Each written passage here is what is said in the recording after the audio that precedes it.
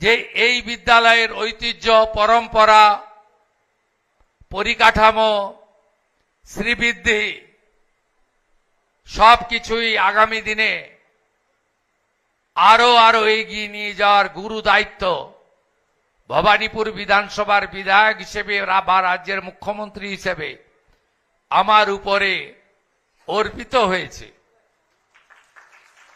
আমি কথা দিয়ে যাচ্ছি, এই বিদ্যালয় বা বিদ্যা মন্দিরকে আমরা এই 125 বর্ষে এমন ভাবে রক্ষিত, তাকে সাজাবো, পুনর্গঠন করব, তার রিনোভেশন করব। জায়গার পরিসর খুব অল্প, কারণ কলকাতা তাও আবার এইরকম এলাকা, এখানে জায়গা আপনি গ্রামীণ এলাকায় বা পুরনো বিদ্যালয়গুলো যেভাবে বড় খেলার মাঠ, যেভাবে প্রার্থনা কক্ষ, ছাত্রাবাস, সে সুযোগ এখানে নেই, কারণ বিদ্যালয়ের জমির পরিমাণ নির্দিষ্ট এবং সীমিত। তার মধ্যেও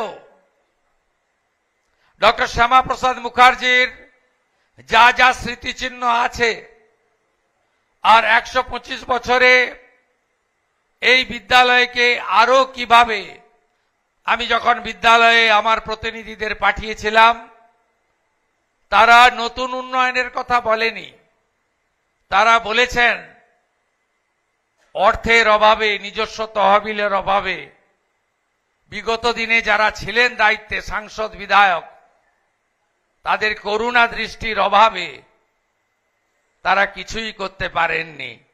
আমার কাছে সামান্য অনুরোধ করেছিলেন, রিনোভেশন করে দিন, এই বিদ্যালয়টাকে আমরা রক্ষা করতে চাই এবং তার যে নির্মাণ অবয়ব আছে তার পরিবর্তন না করে আমি এখানে বিদ্যালয় শিক্ষামন্ত্রীকে অনুরোধ করেছি পিএম শ্রীতে যাতে এটি অন্তর্ভুক্ত হয়।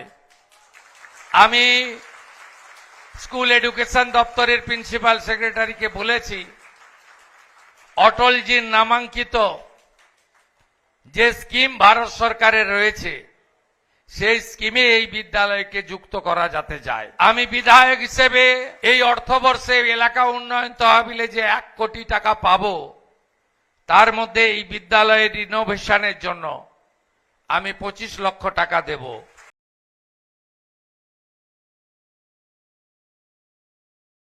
ফলো করুন theworld.in।